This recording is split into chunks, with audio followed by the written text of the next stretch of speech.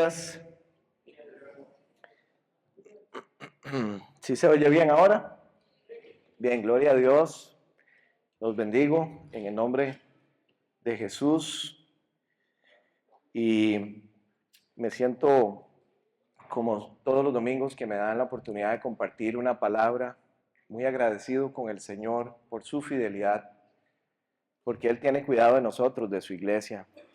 Y cada vez que venimos aquí un domingo, venimos con la fe de que es un mensaje del Señor aplicado a nuestra vida y quizá una oración contestada. Así que hoy quiero pedirles que, a pesar de este calor que nos tiene a todos sofocados, me presten su atención los próximos 45 minutos. No me hagan cara, son 45. Voy a tratar de no pasarme, para estudiar un tema que a mí me apasiona, me encanta, y es la adoración. Hoy vamos a hablar de lo que es la verdadera adoración según lo que prescribe la palabra de Dios. Y hace algunos días, semanas, Dios había puesto un peso en mi corazón para que habláramos de un movimiento que conocemos o que mucha gente le llama la nueva era. ¿Quién aquí ha escuchado la nueva era? Ese término. Casi todos, ¿verdad? Ok, hoy vamos a hablar un poquito de qué es eso que llaman la nueva era, qué comprende, de qué se trata y cómo lo definimos. Y cómo contrasta eso de cara a la verdad bíblica, a lo que nosotros llamamos la Sagrada Escritura. Vamos a estar en el libro de Deuteronomio, para que lo busquen en sus Biblias, Deuteronomio capítulo 12. Vamos a tratar en estos 45 minutos de estudiar en el libro de Deuteronomio, que significa la palabra Deuteronomio segunda ley. ¿Recuerdan cómo Dios les da este libro para recordarle a los israelitas, al pueblo de Israel, que Él había sacado de Egipto de esclavitud, y esa primera generación muere? Y viene la segunda generación que no está tan familiarizada con la ley. Y Dios les da Deuteronomio para recordarle a estas generaciones los mandatos, las ordenanzas, porque ellos están a punto de entrar a la tierra prometida por la cual habían pasado unos días en el desierto. Escasos 40 añitos habían pasado en el desierto y están a punto de entrar. Entonces Dios, en Deuteronomio capítulo 12, les da unas instrucciones sobre tres cosas. Tres cosas. Cómo Él define la forma en que el pueblo le tiene que adorar cuando lleguen a esa tierra prometida. Dónde le tienen que adorar y cómo no le tienen que adorar. Él les dice esas tres cosas. Y hoy vamos a estudiar, vamos a repasar eso y vamos a traer eso a nuestra realidad actual. ¿Cómo se aplica eso para mí, que no estoy en el desierto? O tal vez algunos sí. Hay algunos que están en el desierto y no se han dado cuenta. ¿Y cómo contrasta esto con el gran engaño de la nueva era? Quizá la trampa más clásica y vieja de Satanás, el engaño. Porque dice la palabra que él se presenta como ángel de luz, ¿cierto? Como ángel de luz. Si usted se detiene un minuto y piensa qué significa eso, quiere decir que él se presenta como algo que para el ser humano, en nuestra humanidad, es sumamente maravilloso, esplendoroso. La nueva era es un concepto difícil de definir. Es difícil de definir porque no es una organización no es una estructura, no es una secta, no es una religión, es un movimiento. Es un conjunto de ideas, creencias y prácticas que amalgama, o sea, une, mezcla creencias de religiones orientales, teorías científicas y creencias o prácticas que la Biblia nos llama a nosotros a no entrar en ellas, como la brujería, la hechicería, la adivinación, etcétera, etcétera. Y hoy vamos a ver cómo esto a veces es difícil de discernir cuando estamos en presencia de lo que se llama una idea, una doctrina de la nueva era. Es difícil discernir y decir, esto es el ángel de luz, pero detrás de esto hay una doctrina de demonio. A veces es muy difícil de ver esa verdad. Los practicantes de la nueva era les llaman New Agers. ¿Dónde surge este movimiento? ¿Dónde se potencia? Porque realmente no son ideas, como les digo, nuevas. Vienen de, algunas de las prácticas vienen de religiones como el budismo, el hinduismo, el taoísmo, etcétera, etcétera, que son milenarias. Pero en los años 70, recordarán que después de la guerra de Vietnam hubo un movimiento muy fuerte que promovieron los hippies y se promovía una libertad que en realidad era un libertinaje y surgen los Beatles y surgen esos grupos de los 70s, 80s, donde empiezan ellos a proclamar peace and love y no a la guerra y todos somos iguales y todos nos amamos y flores aquí y todo el mundo chingo y no nos vemos feos y nos aceptamos como somos y vamos a entrar en la era de Acuario, que es la era de la paz y la armonía, y entonces estamos viviendo una nueva conciencia y un despertar. Y los virus, el enemigo empieza a usar la música como una plataforma para difundir estas ideas. George Harrison, uno de los guitarristas más famosos de los Beatles, se va a la India y se expone a lo que es las creencias de ellos y viene y escribe una canción muy famosa que muchas personas piensan que es para Dios, pero es para Hare Krishna, no es nuestro Dios.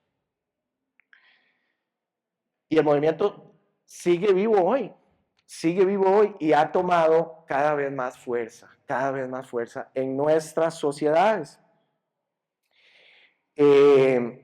Hoy vamos a tratar de desmantelar cuáles son las doctrinas que se esconden.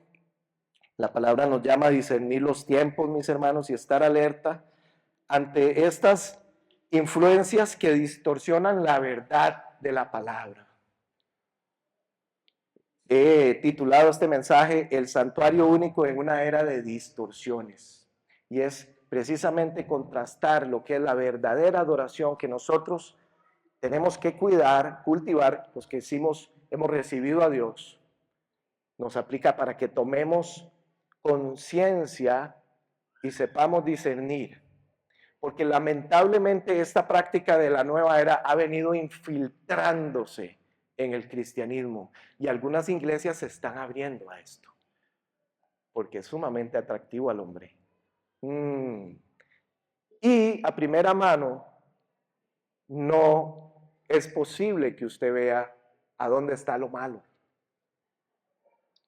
Usted lo ve y usted dice, pero ¿eso qué tiene malo? Ahora vamos a ver por qué. Entonces, se ha venido metiendo, ahora vamos a estudiar cómo se ha venido metiendo en iglesia. Hoy está presente en los trabajos.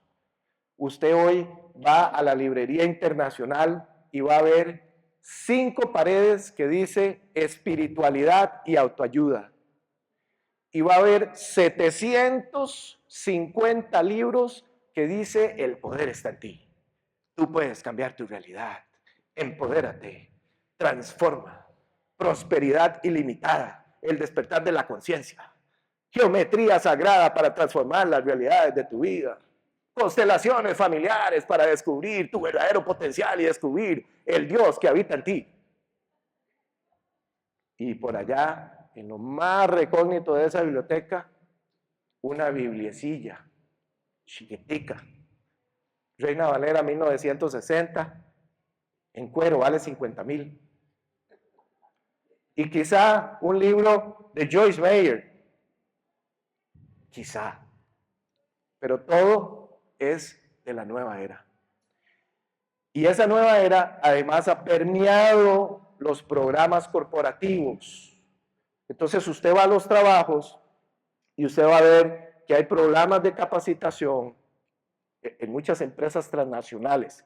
En las empresas nacionales que son más criollitas, donde no hay recursos humanos y todas esas cosas, ahí tal vez no. Pero en las compañías grandes donde hay un sistema ya corporativo que baja de los corporativos en Estados Unidos y Europa, usted va a ver que lo meten en programas de coaching o mentorías. Y son personas, son coaches de vida que vienen a analizarte con estas ideas. No te hablan de religión, no te hablan de nada. Pero su filtro, o sea, lo que nosotros llamamos su visión de mundo, está permeado por las creencias de la nueva era. Y ahí, mis hermanos, aunque eso se presenta por luz y es muy atractivo, nosotros tenemos que tener un discernimiento afinado. ¿Ok? Cierro aquí la introducción del mensaje para que hagamos una pausa, vayamos a la palabra de Dios, que es la autoridad para nosotros como hijos de Dios, y que en fe, aquí está mi Biblia, en fe nosotros creemos que esto no es un libro que está puesto ahí en una estantería en la Librería Internacional. Nosotros no creemos que es un libro ahí cualquiera, uno más. Nosotros creemos que esto es inspirado por Dios. Y aunque hay mucha evidencia científica, histórica, nuestra base es la fe. Y nuestra fe se confirma con la realidad práctica. Y cada vez que usted va caminando y va leyendo la palabra, Dios se va a encargar de que usted vaya leyendo y comprobando, ¿sí o no? Los que han caminado con Dios un tiempo se han dado cuenta que el Señor empieza a enseñarte y te abre los ojos a algo y después permite que algo pase y volvés a ver atrás y dices, Señor, veo que tu palabra es cierta. Y entiendo que esto no me conviene. Y compruebo que esta palabra es viva y eficaz, más cortante que espada de dos filos, porque penetra a lo más profundo de mi ser, a lo más profundo de mi ser. Entonces, vamos a hacer una pausa para leer la palabra, que es lo más bonito, lo más importante. Deuteronomio 12. Pueblo de Israel a punto de entrar a Canaán.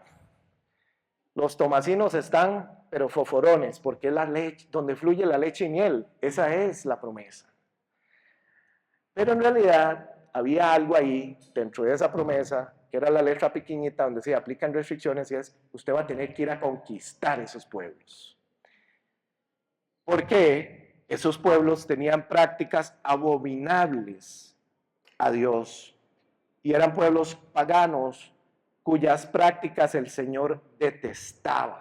Y Él quería limpiar esa tierra de esas prácticas. Entonces les dice, versículo 1. Voy a leer de la Reina Valera contemporánea.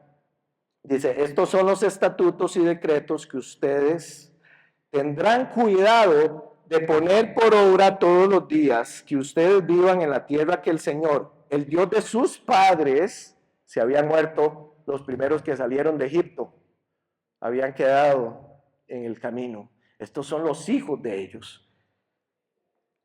La tierra que les he dado en posesión. Y aquí Dios empieza a describir lo primero que ellos tienen que hacer. Dice, destruirán por completo todos los montes altos y colinas, todo árbol frondoso, donde sirvieron a sus dioses las naciones que ustedes van a heredar. Ahora, en la nueva versión internacional, dice, destruirán por completo todos los lugares donde adoran a sus dioses. Entonces, cuando él dice aquí, destruirán por completo los montes altos y las colinas, no es que literalmente van a ir a destruir las montañas, ¿verdad? Sino que en estos pueblos paganos había la costumbre de que si usted subía a una montaña, estaba más cerca del Dios. O si usted estaba bajo un árbol frondoso, que lo que habla es que son árboles ancestrales de muchísimos años, porque ya eran grandes y frondosos, ellos creían que estaban más conectados a sus dioses y más cerca de ellos. Y entonces Dios les dice, ustedes van a ir y cualquier lugar de adoración que estos tomasinos tengan allá arriba en las montañas y en los árboles, me destruyen eso inmediatamente. Después le dice, derribarán sus altares, los harán pedazos sus estatuas, echarán al fuego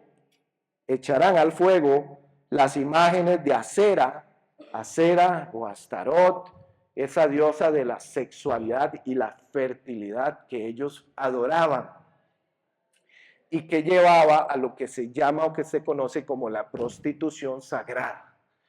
Y habían sacerdotisas que eran mujeres destinadas a la prostitución sagrada, a cometer orgías para satisfacer a esta diosa, que también es conocida en otras culturas como la Madre de Dios. Es una deidad que se repite en varias, lo tienen los egipcios, se repite porque es el mismo principado demoníaco que opera detrás de Astarot, Ishtar. ¿Me siguen? ¿Están despiertos? Bueno, ok, vamos, seguimos. Y volverán de aquel lugar su nombre. Entonces, primera reflexión, ¿verdad? Bueno, vamos a seguir un poquito más, perdón.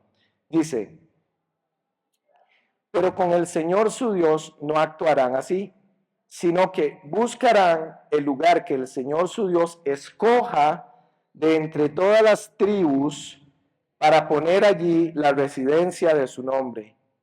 Y allá acudirán para llevar holocaustos y sacrificios, diezmos, ofrendas elevadas, sus votos y sus ofrendas voluntarias, y las primicias de sus vacas y de sus ovejas. Allí también comerán ustedes y sus familias delante del Señor, y se regocijarán, se alegrarán en todo lo que hagan y en lo que el Señor su Dios les haya bendecido. No harán nada de lo que ahora hacemos aquí, donde cada uno hace lo que mejor le parece, porque hasta el momento no han entrado al reposo y a la tierra que el Señor les da, pero cruzarán el Jordán y habitarán en la tierra que el Señor su Dios les da como herencia, y Él los hará reposar de todos los enemigos que los rodean y vivirán tranquilos. En el lugar que el Señor su Dios escoja para poner allí su nombre, llevarán todas las cosas que yo los mando, holocaustos, sacrificios, diezmos, ofrendas elevadas y lo mejor de los votos que hayan prometido presentar al Señor. Y se regocijarán delante del Señor su Dios ustedes y sus hijos, hijas, siervos y siervas, y los levitas que habiten en las poblaciones, ya que ellos no tienen ninguna propiedad entre ustedes. Tengan cuidado de no ofrecer holocaustos en cualquier lugar que vean, sino que deben ofrecerlos en el lugar de una de las tribus que el Señor escoja, y allí cumplirás con todo lo que yo te mando que hagas. Amén. Vemos cómo el Señor les dice, ustedes van a ir a la tierra y lo primero que van a hacer es limpiarla. Lo primero que el Señor les dice es, ustedes van a limpiar esa tierra de toda contaminación. Dios tenía en mente para su pueblo un lugar centralizado donde ellos fueran a adorarle, donde ellos fueran a presentar sus ofrendas, sus sacrificios, sus votos, donde ellos iban a tener que peregrinar. Era una dirección específica, un punto de reunión. Más adelante en la palabra de las 12 tribus, esto es muy interesante, pero no vamos a entrar ahí para lograr hacerlo en 45 minutos, él escoge a la tribu de Judá, a la más pequeña, para hacer levantar su santuario. Salmo 78, 6, 8, para los que les gustan las referencias. Dice, rechazó a los descendientes de José y no escogió a la tribu de Efraín, más bien escogió a la tribu de Judá y al monte de Sión, al cual ama. Hay varias teorías de por qué escogió a la tribu de Judá, no vamos a entrar en eso. Lo interesante es que habían otras tribus, como la tribu de José. José había sido aquel hijo del patriarca que había ido ¿verdad? Y que Dios había usado de manera poderosa en Israel para liberar a su pueblo. Dice, qué raro, ¿por qué habrá escogido a Judá? Judá había sido un hijo de Israel que había estado sujeto ahí como a unas pasiones sexuales complicadas. Y la única característica que yo pude encontrar es que él se arrepiente ante Dios. En Génesis 38. Y bueno, también está el tema de que dice aquí la palabra, y al monte de Sión al cual él ama. El monte de Sión está en Jerusalén, que es la ciudad que nuestro Señor ama. Y es interesante porque la palabra dice que de Judá iba a nacer el Salvador, el león de Judá, el león de la tribu de Judá, nuestro Señor Jesús. La primera directriz que le da Dios es: destruyan los lugares de adoración, demoler los altares e ídolos y borrar el nombre de sus dioses. Eso es lo primero que ellos tienen que hacer. Y esa directriz sigue vigente para nosotros. ¿Cómo traemos eso que fue dado para ellos y que iban a entrar a lugares donde se adoraba de forma muy grotesca? ¿Cómo traemos eso a nosotros? ¿Desde qué lugar estamos adorando nosotros al Señor? ¿Desde dónde estoy yo adorando al Señor? Es una reflexión que tenemos que hacer. Mirar adentro y decir, ¿dónde está mi corazón? ¿Por qué razón me acerco yo al Señor en adoración? Me acerco genuinamente porque le amo, le conozco y le reconozco como mi Dios y mi Salvador. Es mi adoración genuina. ¿Es en el lugar correcto? ¿O le estoy adorando desde el lugar que yo quiero y me es cómodo? ¿Estoy yo adorándole al Señor donde Él quiere? ¿O estoy yo presentando una adoración que no es la que Él prescribe? Y cuando hablamos de adoración, tendemos que ampliar el concepto, porque adoración no es solo venir aquí y reunirnos como iglesia y cantar. Es parte de. En el versículo 8, vean en el versículo 8, dice, no harán nada de lo que ahora hacemos aquí, donde cada uno hace lo que mejor le parece. Y después en el versículo 12 dice, y se regocijarán delante del Señor su Dios, ustedes, sus hijas, siervos, siervas y levitas.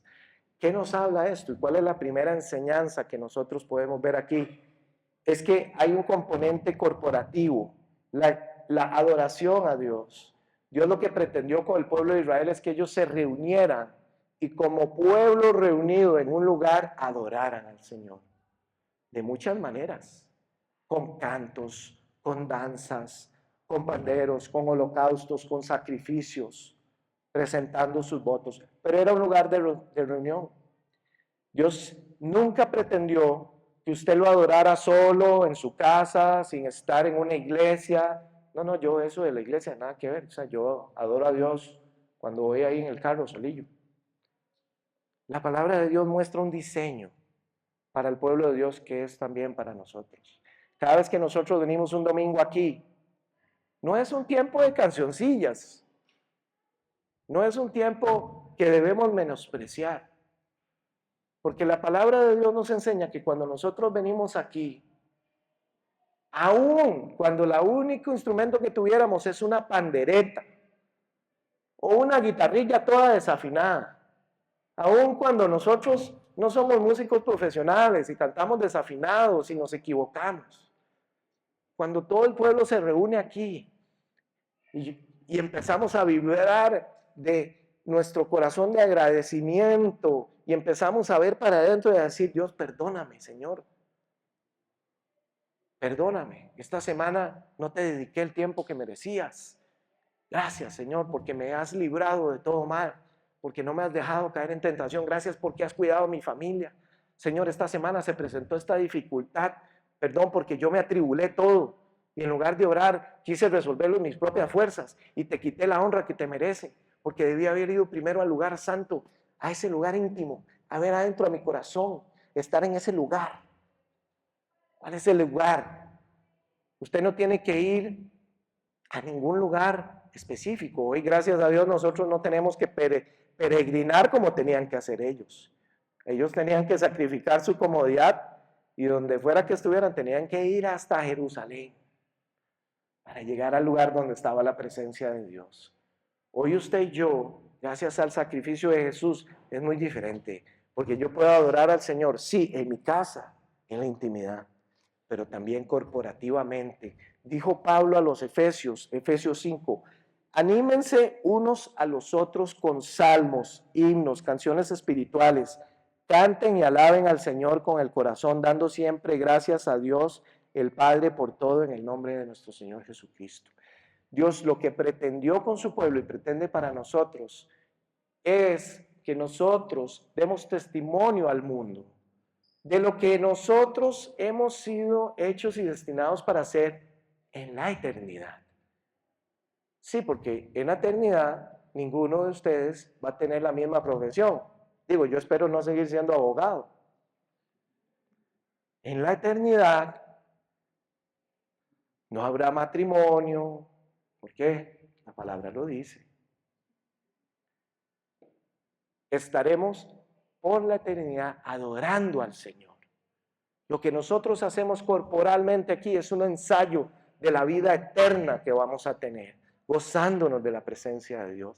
Cuando usted viene aquí y empieza a adorar al Señor, el Señor, aunque usted no lo vea, aunque usted no lo sienta, el Señor se mueve. Y si usted pone la fe aquí, cada vez que usted viene aquí y no le da pelo, dice, pucha, qué feo que canta ese gordillo, pero pues, no importa, Dios, yo te alabo, y se centra en adorarle, esa adoración va a ser respondida. Y de pronto, cuando nosotros nos reunimos aquí a adorar al Señor un sábado y a hacer ayuno, a ofrecer un sacrificio de ayuno, un sábado, el Señor hace cosas maravillosas, ¿sí o no? ¿Quién ha venido un sábado aquí y no ha salido confortado, edificado, alimentado, transformado, ha renovado tu visión, tu perspectiva, has abierto los ojos y has dicho, gracias, Señor, gracias, porque ahora tengo claridad? Porque ese hermano que oró, tú lo usaste y me hablaste. Porque él quería que su pueblo estuviera junto. Él quiere a sus hijos juntos. Él quiere a sus hijos en una iglesia que se reúna para alabar su nombre. Y por eso dice, regocíjense hijos, hijas, ciegos, todos. Alégrense cuando vengan a la casa del Señor. Podemos venir con dificultades y algunos días tristes. Este es el lugar hermoso, precioso que Dios nos ha dado para pedir oración, para llegar a un hermano y decirle, mira, me siento mal, me pasó esto y esto. Pero también para tener comunión como hermanos, no solo para venir a adorar y orar.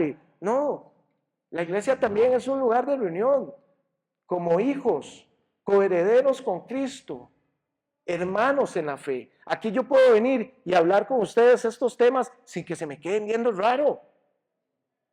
Porque en el trabajo es prohibido hablar de religión. En mi trabajo yo no puedo hablar de eso.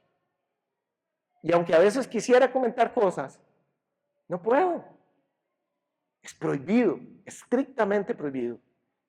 Pero cuando vengo aquí encuentro personas que tienen la misma creencia y cómo Dios los ha usado y las cosas que Dios ha hecho. Y hablamos un mismo lenguaje y vemos las cosas espirituales y Dios nos permite ver el enemigo como es y sobre todo nos usa para edificarnos, para exhortarnos, para confortarnos o en el caso de algunos, como mi querida Ligia, palimanos, son limas.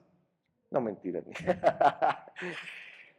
Sí, yo le doy gracias a Dios, le doy gracias a Dios por tener una iglesia, un lugar donde venimos todos nosotros con un corazón que es naturaleza engañosa, pero que yo puedo venir aquí y decirle, pastor, estoy teniendo esta lucha en mi vida, estoy teniendo esta dificultad,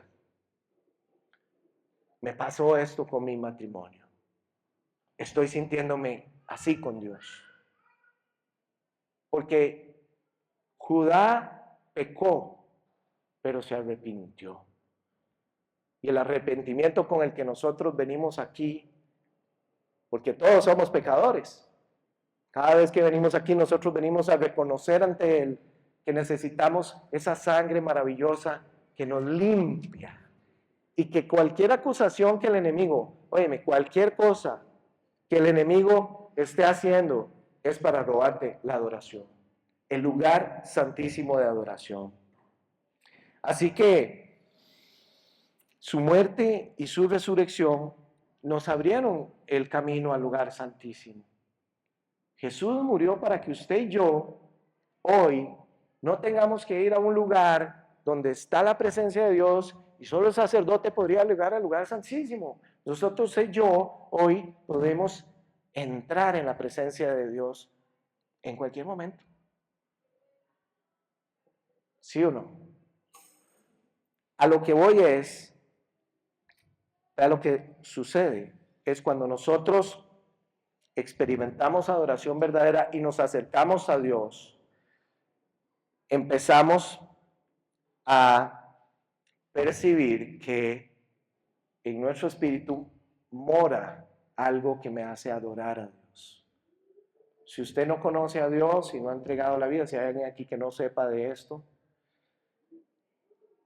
hay una verdad bíblica y es cuando usted se acerca a Dios, cuando usted se acerca a Él, Él se revela y Él empieza a mostrarte la verdad, cuánto te ama. Y Él empieza a mostrar cómo Él entregó, Él envió a su Hijo Jesucristo a la tierra,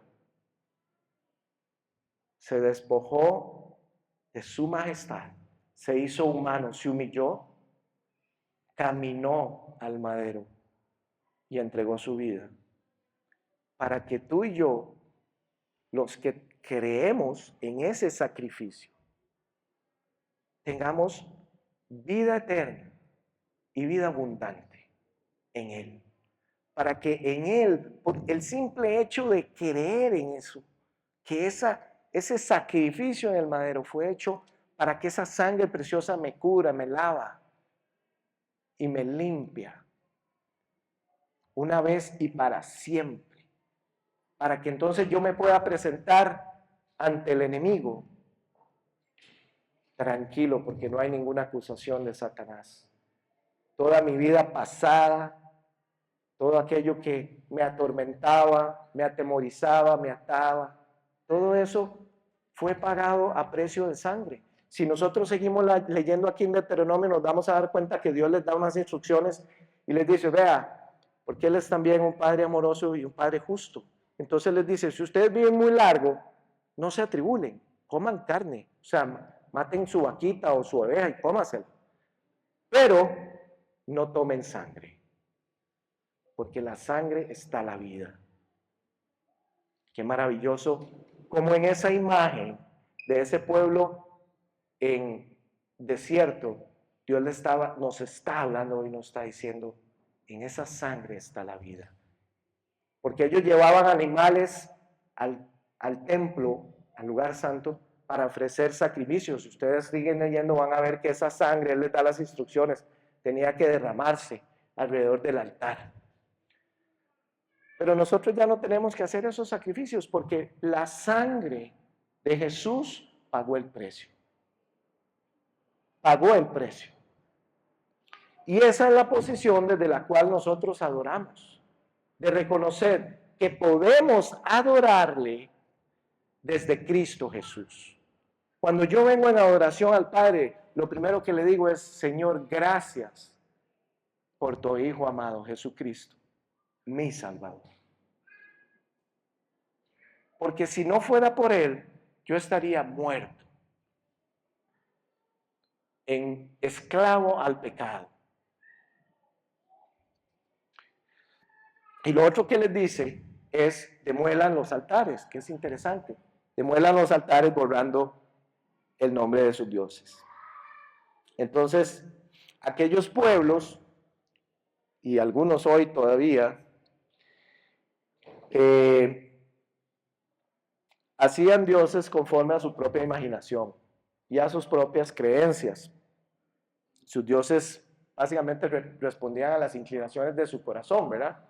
Ellos, si se hacían un toro, era porque veían mucha fuerza. Veían en el toro un animal poderoso, impotente, era un símbolo de poder. Usted lo ve ahí cuando va, si alguno ha tenido la oportunidad de ir a Estados Unidos, a Wall Street, va a ver ese toro ahí y va a ver a la gente haciendo la payasada de tocarle al toro como para que llegue la riqueza y tomándose fotos con el toro. Porque para el humano el toro representaba como esa bravura y esa fuerza, esa fortaleza de ese animal tan imponente. Yo no sé si usted ha visto un verdadero toro de esos sementales. Ese animal da miedo acercársele. Da miedo acercársele. Entonces ellos empiezan a ser sus propios dioses, pero influenciados por demonios.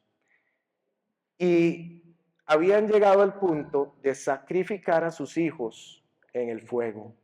Entonces ellos a algunos dioses le ofrecían los niños. Una niña era tomada, bañada, vestida de blanco y se hacía una ceremonia en una noche de luna llena y le prendían fuego viva y tomaban su sangre. Y el Señor les dice, eso me es abominable. Ustedes no sacrifiquen a sus hijos y hijas. No se les ocurra hacer eso. Porque eso era lo que esos pueblos hacían.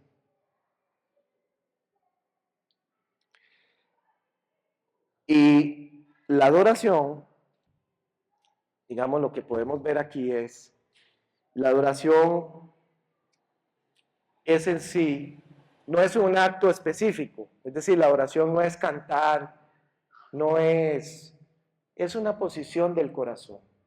Es cómo está mi corazón ante Dios, que se materializa y se observa por acciones. Claro que sí. Por ejemplo, si usted diezma, ofrenda, se materializa una adoración a Dios. ¿Por qué? Primero que todo, nos cuesta diezmar. Hay que reconocerlo. Es algo que hay que trabajar hasta que lleguemos al punto en que comprendemos que todo lo que tenemos viene de Dios. Pero Dios es tan misericordioso y tan maravilloso. Yo venía de un lugar, siendo católico, de mi familia, en el que lo que se acostumbraba era como dar las monedillas que sobraban, ¿verdad?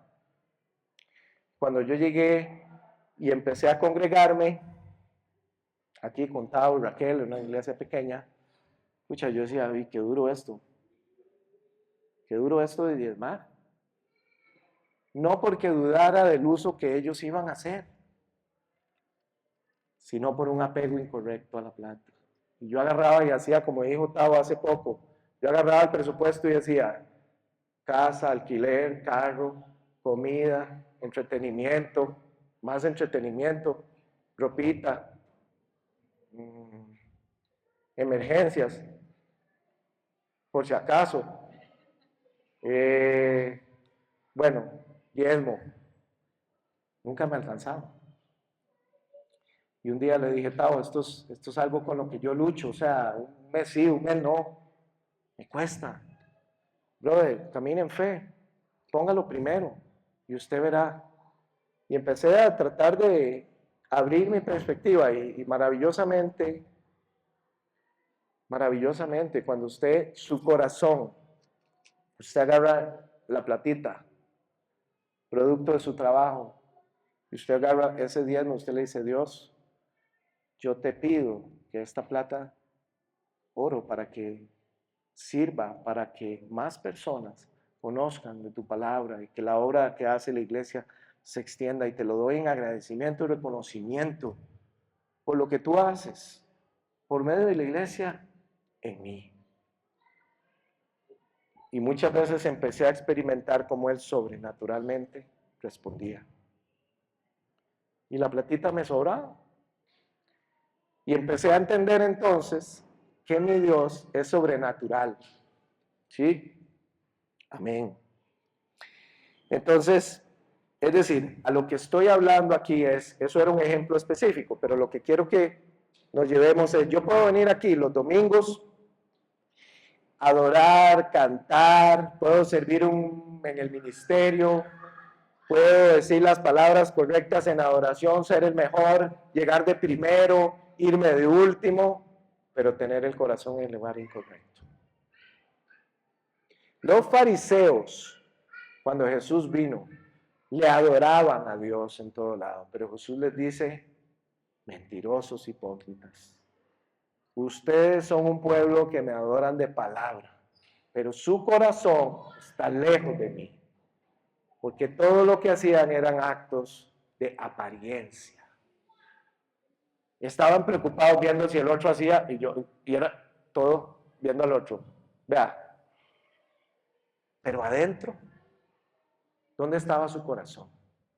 ¿Por qué estaban haciendo eso? Porque querían que Dios los bendijera, porque querían la bendición, porque hay muchos dioses.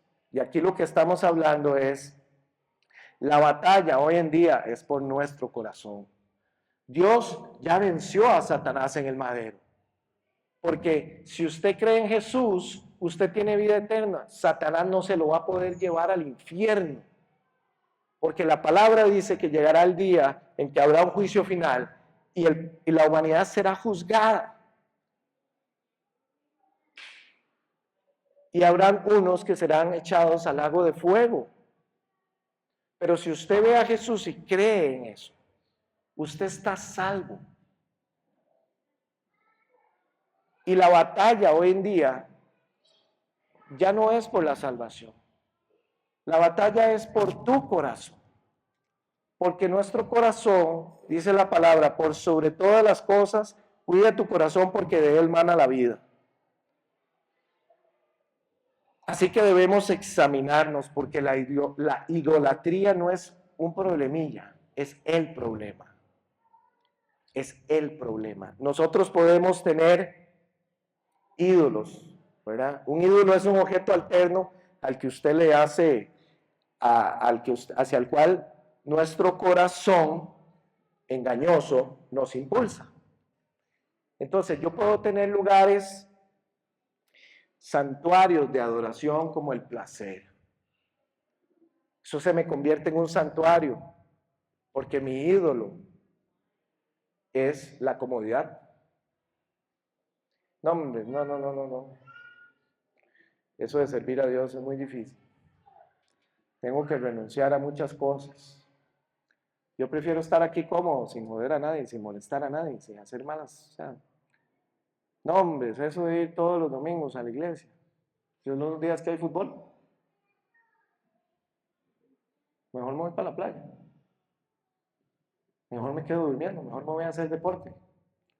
No, hombre, es eso de levantarse temprano, a leer la Biblia y orar los miércoles y después ir al trabajo. ¿Está loco?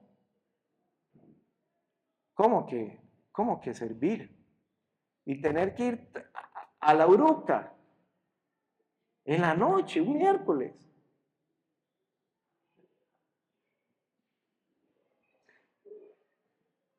¿Cuál es tu ídolo? ¿Es el placer? Para alguna gente es el sexo, su Dios. Porque cuando vienen a la palabra de Dios y vienen aquí a la Biblia y les decimos, usted tiene que guardarse para el Señor y esperar a la persona idónea, muchos dicen, todo muy bonito, yo le agradezco a Jesús todo lo que hizo pero yo voy a seguir ahí. ¿Ok? Tenés un ídolo. Esos son ídolos en tu corazón que roban la gloria. Ahora, no estoy atacando a nadie, no quiero que se juzgue. Lo que quiero es exponer que nuestro corazón es engañoso. Y corazón engañoso nos incita a alabar a otros dioses en otros santuarios que nosotros mismos hacemos. Y Dios mismo nos dice, ustedes tienen que derribarlo. Cuando hay convicción de que Cristo murió en la cruz por mí, yo voy a derribar ese altar, eliminar ese ídolo, pero no solo me quedo ahí, lo sustituyo por Jesús. Es decir, ya para mí la comodidad deja de ser un Dios porque yo lo sustituí por Jesús. Y entonces para mí venir un miércoles aquí al ensayo de alabanza, así sea que tenga que chuparme 2 horas de fila en la presa y esté lloviendo, es motivo de gran gozo. Porque es para servir a mi Señor Jesucristo que entregó su vida. Estoy completamente asombrado de su amor, de su misericordia, de las cosas que ha hecho por mí. Y no tienen que ustedes hacer lo mismo que yo hago, porque hay muchas formas de alabar al Señor. Hay muchas formas de adorarle. Y hay muchas formas de servirle. Hay otros templos como el poder, por ejemplo, que son santuarios que hacemos, y usted verá que mucha gente tiene ese templo del poder, y su ídolo puede ser el dinero. Su ídolo puede ser el éxito, los logros. Puede ser que su ídolo sea la familia. Yo mismo puedo ser mi propio ídolo. Hay 2 indicadores para saber si hay algo en nuestro corazón que le está robando el lugar y la adoración que le corresponde a Jesús. Y esto me ha servido en mi vida para decir, perdona Señor, porque me he estado desviando un poco de donde debo estar. Si yo estoy dispuesto a pecar para obtener lo que deseo, es un ídolo. Si yo estoy dispuesto a decir mentiras del compañero de trabajo y serrucharle el piso para ganar el puesto, el éxito y el logro es tu ídolo. Y estás adorándolo. Y no estás honrando a Jesús. Si estás dispuesto a agarrar plata que no es tuya y metértela a la boca, aquí en la bolsa, tu ídolo es el dinero. Tu Dios es el dinero. Así de sencillo. Si peco cuando no obtengo lo que deseo, es un ídolo, que es la fórmula inversa. Se los pongo con un ejemplo porque es más fácil de entender. Señor, tráeme una esposa este fin de semana, porque ya no aguanto más. Y pasó un año y no llega. Y más bien Dios lo lleva a servir en un lugar donde solo hay hombres. Y usted va al trabajo y solo tiene compañeros. Y cuando llega a la iglesia, todas las que están casadas. Y usted dice, Señor, pero ¿qué es este desierto? Y usted quisiera golpear la piedra y que salga la mujer. Hay mucha gente que cuando Dios no le concede las peticiones de su corazón, como ellos quieren, murmuran, refunfuñean, se quejan y pecan contra Dios. Porque nos han vendido un viejo cuento de que lo que yo declaro se manifiesta. Esa es la nueva era. Y han venido agarrando eso con la verdad bíblica. Declárelo y manifiéstelo. Y lo agarro y lo pongo ahí en el nombre de Jesús. Declaro esa finca para mí. Pero suave, usted ya oró y le pidió a Dios si es su voluntad darle eso o no.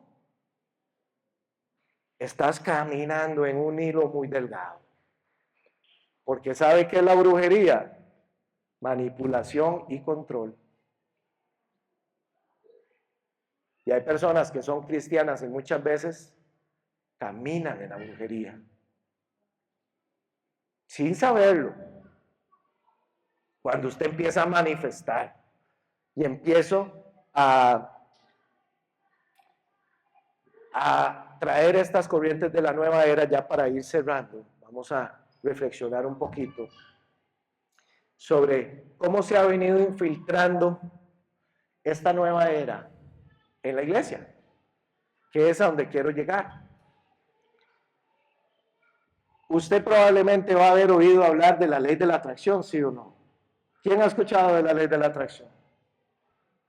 Casi todos. Es esa idea de que si yo pienso y verbalizo y me imagino, atraigo lo que me imagino. Me estoy imaginando en ese Ferrari rojo por las calles de Venecia y entonces empiezo a traer eso a mi vida. Empiezo a traer eso a mi vida. Y algunos llegan a mezclar eso con la palabra que dice, lo que siembras cosechas. Empiezan a hacer unas mezcolanzas.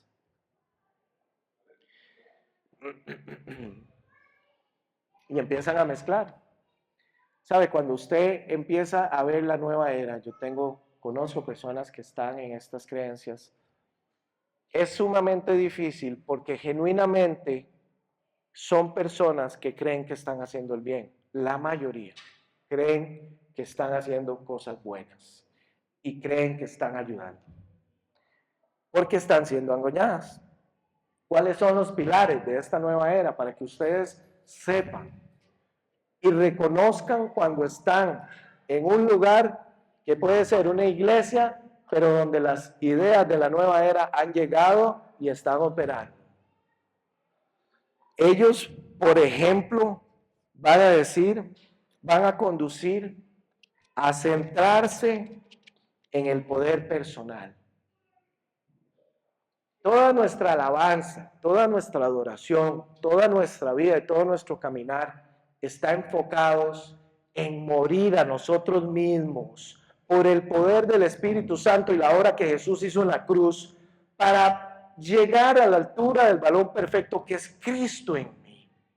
Yo estoy enfocado y mis ojos están puestos en Cristo porque Él es perfecto. Yo soy un simple humano imperfecto en un cuerpo pecador que todavía no he sido redimido. Llegará el día en que o Dios me llama o Él viene a recogerme. Pero hasta ese día yo estoy mirando a Cristo Jesús. Cuando usted está en el camino de la nueva era, ellos le van a hablar de que usted es un Dios. De que usted tiene un poder transformador delante suyo, dentro suyo. Ellos rechazan esta idea del monoteísmo como un Dios Padre y promueven unas ideas como el monismo. ¿Qué es el monismo? La creencia de que todo es uno, una sola cosa. Y entonces Dios está en todo, pero no es una entidad separada. Dios está en el mar, Dios está en el sol, Dios está en la playa, Dios está en la ensalada, Dios está en este tibón que me estoy comiendo. Dios es todo. Y entonces empiezan a referirse a Dios como la fuerza universal, el universo. El universo. Y usted va a ver que ellos dicen, no, pero yo creo en Dios, creo en Jesús. Claro que sí, claro que creo en Jesús. Porque el gran problema de la nueva era y esta religión, este movimiento, es tan sutil que ellos agarran a Jesús y lo meten dentro de todo. Y agarran a Buda y agarran todo, lo meten en una sola olla porque no rechazan nada. Y por eso es tan atractivo. Pero es un Dios, es un Jesús a la medida. Es un Jesús que ven como un maestro iluminado, un alquimista, que por medio de su poder y su conciencia iluminada hizo la multiplicación de los panes. No es el poder del Padre manifestado en la tierra a través de su Hijo. No es una señal milagrosa para que el pueblo viera y entendiera que Él era el pan de vida eterna, que podía alimentar a las. Ese no es el Jesús de la Biblia. El Jesús de la Biblia vino a decirnos, ustedes son pecadores. Su naturaleza es mala. Y necesitan un Salvador. El problema de la nueva era es que ellos reconocen lo bonito de Jesús. Pero cuando entramos al camino pero suave, Jesús dijo que Él es el único camino al Padre, la verdad, la vida. Mira, es que yo no creo en la Biblia. O sea, yo creo en Jesús, pero no creo en la Biblia. ¿Cómo es eso? Entonces es un Jesús como un Jesús hippie, con florcitas aquí a su medida. Como ellos se lo imaginen. Como un maestro metafísico, que lo que hizo es ser un ser iluminado, pero uno más, como el Dalai Lama. Es uno más de esos seres iluminados. Porque en el fondo, todo el movimiento de la nueva era cree o parte de la creencia de la reencarnación. Ahora, ¿qué es lo complicado con la nueva era? Que usted no necesariamente tiene que creer en la reencarnación para estar en la nueva era. Usted puede no creerlo y ellos están bien, porque todo se admite. Usted hace un retiro de yoga y usted va a ver ese lugar inundado de gente. Si usted va a ver hoy los retreats de yoga en la playa, usted va a ver esos lugares llenos. Y usted va a decir, pero ¿cómo, Luis? ¿El yoga es de la nueva era? Sí. Y entonces los cristianos no tenemos que practicar yoga. No. Si usted quiere estirar y quiere hacer ejercicio, haga pilates.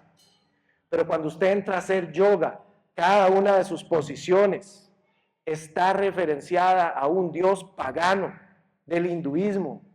Cuando usted empieza a profesar los mantras, usted está entrando en comuniones y está abriendo portales a los demonios, porque ellos creen que Dios es una fuerza universal que se materializa por medio de un sonido.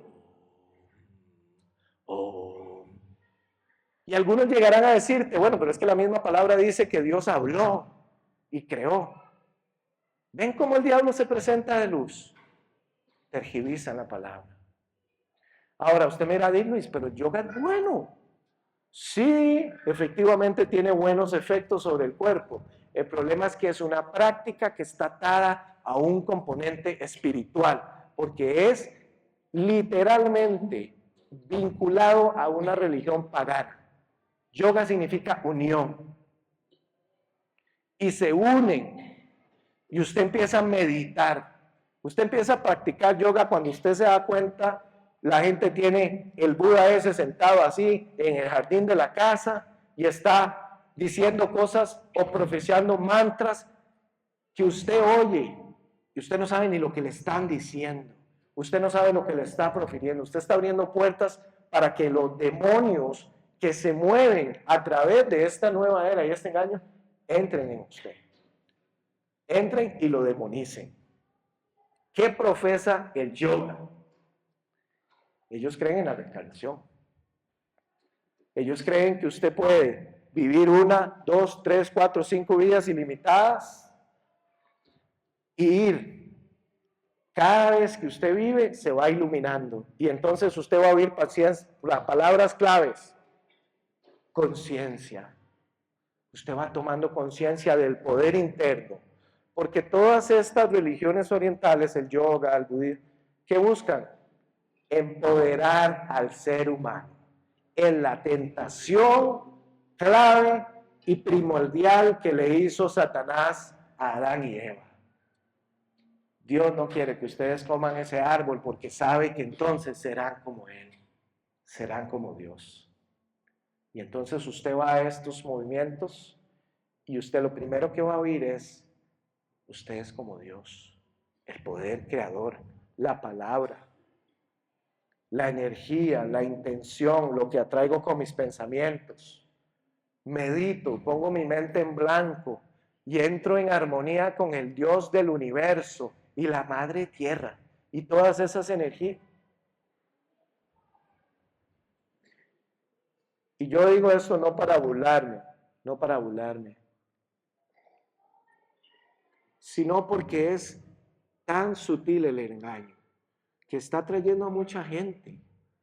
Esa gente que va a trabajar por medio de todas esas prácticas en someter el alma. ¿Sabe lo que busca el budismo, el yoga, todos estos monjes tibetanos, el Dalai Lama, por ejemplo? Él cree que es la 14ª reencarnación de Buda. Y la creencia de ellos es que él es un ser tan iluminado que voluntariamente no ha decidido pasar al estado de nirvana, sino quedarse reencarnando y reencarnando y reencarnando para iluminar a los demás. Esa es la creencia de ellos. Se respeta. Pero cuando usted va a leer los escritos del Dalai Lama y a meterse a practicar yoga y a meterse a los escritos de autoayuda que se basan en todas las creencias y educaciones del Dalai Lama, usted no puede olvidar que él viene de una creencia donde él no cree que hay un Dios todopoderoso, Padre Supremo y que el Hijo Jesucristo. Él cree que somos todos capaces de elevarnos a un estado de conciencia y recordar que todos somos dioses. Y eso no lo podemos ignorar. No lo podemos ignorar. Y entonces, cada vez más, a nuestros jóvenes, a nuestra gente, esto le es más atractivo. ¿Por qué? Porque usted no tiene que marcar la cancha con nadie. Usted no tiene que decir, hasta aquí llegaste. No, porque todo se vale. Todos son bienvenidos, porque todos estamos haciendo nuestro propio camino de adoración. Justo lo que estaba pasando aquí con el pueblo de Canaán y esos pueblos. Cada uno adoraba a Dios como quería, cuando quería y al Dios que quería. Y es la misma tentación que se mueve. De manera tal que el llamado hoy, mis hermanos, para nosotros como hijos de Dios, es mantener una fe pura. Una fe pura y constante para estar examinando qué hay en mi corazón cuando vengo a adorar a Dios. Pero con la conciencia de que allá afuera, el mandato que Dios le dio al pueblo de Israel fue, no vaya a preguntar cómo adoran esos dioses, ni qué hacen, porque yo no quiero que me adoren así. Así que nosotros tenemos que tener mucho cuidado cuando nos exponemos a todas estas cosas que andan por ahí en el mundo. Porque de pronto usted va a estar vinculado con alguien en el trabajo que llegue y le dice, ¿usted qué signo es? No, yo no creo en eso. Bueno, no importa, pero ¿qué signo es? Porque la astrología sí se puede hablar en el trabajo, pero no puedes hablar de religión. Y usted va a empezar a oír hablar de otras cosas, como el Reiki. Una persona ahí que imagina luz y sana. Cristales. Y usted va a ver alguna gente que vende cristales y dice sanidad, prosperidad. Mucho cuidado con esas cosas. Porque todas esas cosas están vinculadas a entidades espirituales. Dios aquí en este pasaje les dice a ellos, cuídense de no practicar la adivinación, la hechicería, la brujería, porque eso me es abominable. Todo lo que es nueva era, autoayuda, suficiencia, es exaltar el poder interno para yo entonces llegar a un estado como si yo fuera Dios. Pero en el camino, más de una de las prácticas de ellos, si usted la analiza, es hechicería o es brujería. Cuando usted empieza a creer y a manipular por medio de su mente, el poder de la mente y la palabra, que algo suceda, eso es brujería. Eso es brujería. Y puede ser que esa persona genuinamente crea que te está sanando, pero lo que está abriendo en realidad son portales demoníacos. Y esa es, creo, el mayor desafío para nosotros como hijos de Dios. Dar testimonio de este evangelio que llama a todo lo contrario, al arrepentimiento, al rendirse ante Dios, a morir a nosotros mismos, a someternos a Dios, pero sin anular quiénes somos, a diferencia de todas esas prácticas. Amén. Bueno, son tiempos desafiantes, nuestra ancla es Cristo, mis hermanos. Vamos a darle gracias a Dios por este mensaje. Quiero llamar al grupo de alabanza, si pueden pasar para orar. Definitivamente,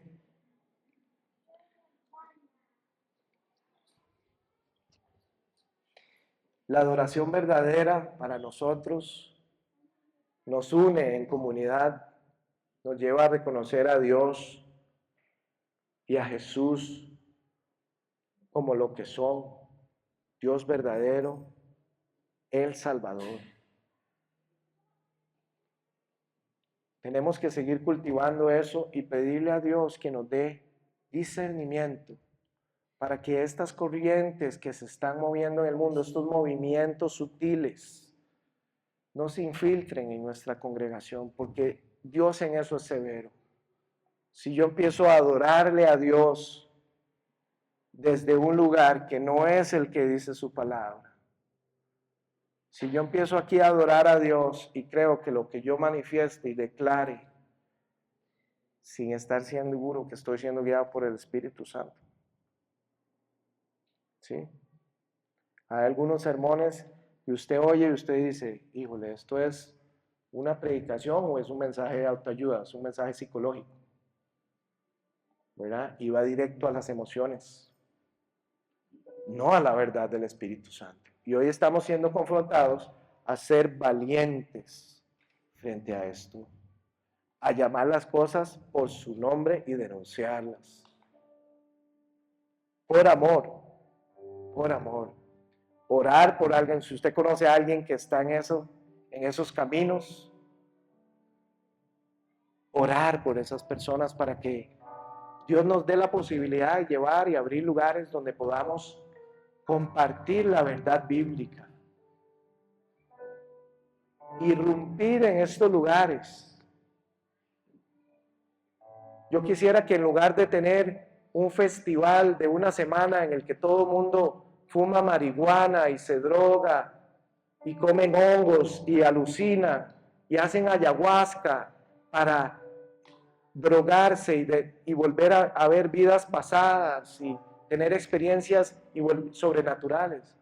Yo quisiera que hubiesen más retiros espirituales para alabar a Dios en nuestras playas, en nuestras costas, y que hubiera más espacios públicos para que la verdad del amor de Jesús, esta que está aquí en la palabra, este maestro que vino y te dijo, yo te amo, yo soy fiel, yo voy a tener cuidado de ti, de tu hija, de tu hijo, porque respondo a tu oración. El Dios que es capaz de transformar nuestras realidades, capaz de transformar nuestro propio corazón, nuestra propia realidad, ese Dios de amor de verdad.